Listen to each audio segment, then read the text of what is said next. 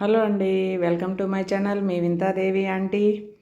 ఈరోజు మీ దేవి ఆంటీ క్యారెట్తో ఉప్మా చేస్తుంది. ఎలా చేస్తానో చూడండి ఒకసారి. సన్నగా క్యారెట్ని తురిమి పెట్టుకున్నాను. ఉల్లిపాయ కట్ చేసి పెట్టుకొని, పచ్చిమిర్చి, అల్లం ముక్కలు అన్నీ కట్ చేసి పెట్టుకున్నాను. చిన్న టమోటా ఒకటి. 1 కప్పు వరకు చేస్తున్నానండి. ఇది ముగ్గురికి సరిపోతుంది. 1 కప్పు రవ్వ తీసుకున్నాను. బొంబాయి రవ్వ అంటారు కదా, అది. ఇప్పుడైతే బాండలు పెట్టి ఆయిల్ కానీ నెయ్యి కానీ వేసుకోండి. నెయ్యి అయితే చాలా టేస్టీగా ఉంటుంది. ఇంకా హెల్త్ పరంగా ఇబ్బంది ఉన్నోళ్ళు నెయ్యికి బదులు ఆయిల్ వేసుకోండి. మీరు ఏ ఆయిల్ వాడతారో ఆయిల్ కాగిన తర్వాత జీడిపప్పు, తాలింపు గింజలు, ఇంకా మనం కట్ చేసి పెట్టుకున్న పచ్చిమిర్చి, అల్లం ముక్కలు ఇవి వేగిన తర్వాత జీడిపప్పుని కొంచెం వేగనివ్వండి. ఇలా బ్రౌన్ కలర్ వచ్చే వరకు జీడిపప్పు వేగిన తర్వాత మనము కట్ చేసి పెట్టుకున్న ఉల్లిపాయ ముక్కలను వేస్తున్నాను. ఉల్లిపాయ ముక్కలు కూడా బాగా వేగిన తర్వాత ఈ ఉప్మాకి తాలింపు మాత్రం బాగా వేగాలండి. వేగితేనే టేస్ట్ చాలా బాగా వస్తుంది. ఆ స్మెల్ అంతా రవ్వకి పట్టి చాలా టేస్టీగా ఉంటుంది. చూడండి ఒకసారి. తర్వాత ఉల్లిపాయలు కూడా బాగా మెత్తబడే వరకు వేయించండి.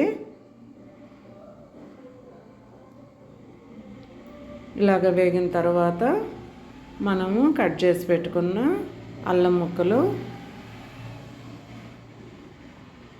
ముక్కలు వేసి వేగిన తర్వాత క్యారెట్ తురుము, టమోటా ముక్కలు వేస్తున్నాను. వీడియోని చివరి వరకు చూడండి. ఏదైనా దేవి ఆంటీ చిన్న టిప్పు చెప్తుంది. ఏం టిప్పు చెప్పిందా అని చివరి వరకు వీడియోని చూడండి. ఉప్మా చేసేటప్పుడు కూడా చిన్న టిప్పుతో ఉప్మా చేస్తుంది. ఈ రవ్వని మనం 1 గ్లాసు కొలిసి పెట్టుకున్నాను. 1 కప్పుకి 4 కప్పులు వాటర్ తీసుకోండి. వాటర్ తీసుకొని పక్కన గ్యాస్ మీద ఉప్పేసి కాచి పెట్టండి నీళ్ళు. మనకి ఆ తాలింపు వేగేలోపు ఉప్మా త్వరగా అయిపోయేదానికి ఈ టిప్ అండి. చాలా టేస్టీగా కూడా వస్తుంది ఉప్మా. ఇలాగ కనుక వాటర్ పక్కన కాసి పోసుకుంటే.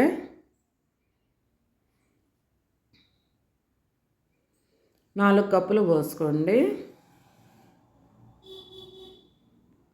4 కప్పులు వాటర్ కాగిన తర్వాత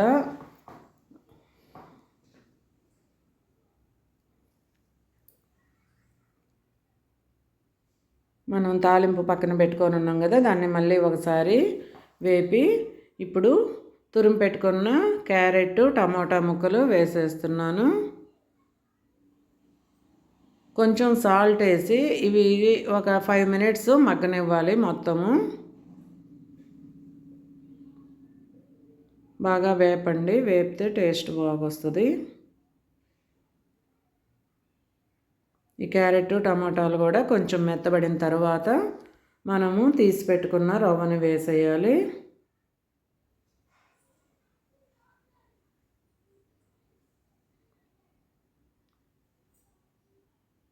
చూడండి, క్యారెట్ బాగా మగ్గింది కదా. మగ్గిన తర్వాత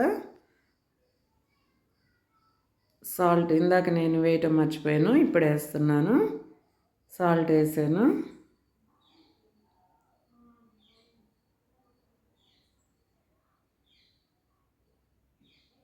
చూడండి, సాల్ట్ వేసి బాగా కలిపిన తర్వాత మళ్ళీ 2 మినిట్స్ అలాగ మూత పెట్టి ఉంచుతున్నాను.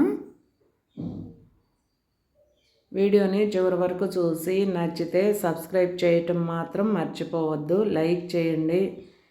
మీ ఫ్రెండ్స్కి షేర్ చేసి ఎలా ఉందో కామెంట్ చేయండి. మనం తెరలే నీళ్ళల్లో కొంచెం కల్లుప్పు వేసుకున్నాను.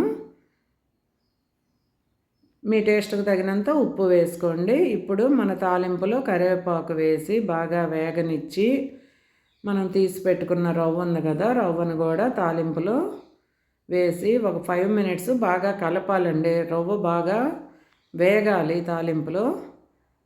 దీన్ని బాగా కలపండి రవ్వని, అప్పుడే వేగుద్ది. ఇలా వేగిన తర్వాత వాటర్ పోస్తే ఉప్మా చాలా అంటే చాలా టేస్టీగా వస్తుంది. చూడండి, రవ్వని ఎంత బాగా వేపుతున్నాను. బాగా వేగాలి ఈ రవ్వ.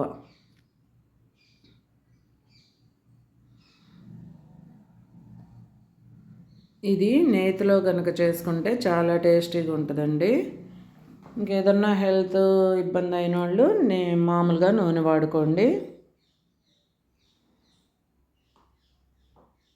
ఇప్పుడు మనం కాచి పెట్టుకున్న నీళ్ళని కొంచెం కొంచెం పోసుకుంటూ సిమ్లో పెట్టి కలుపుకోండి.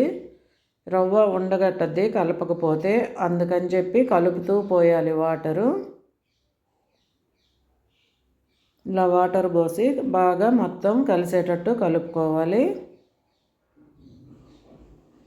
ఎంత కలర్ఫుల్గా మన ఉప్మా రెడీ అవుతుందో చూడండి.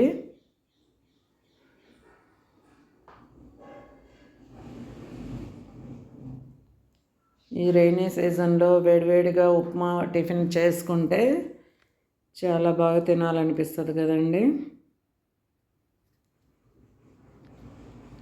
ఇలాగా కలుపుతూ ఉండి ఒక 5 మినిట్స్ దగ్గరకు వచ్చినాక మూత పెట్టి మగ్గనివ్వాలండి. ఇది కూడా అప్పుడు చాలా మెత్తగా స్మూత్గా వస్తుంది ఉప్మా.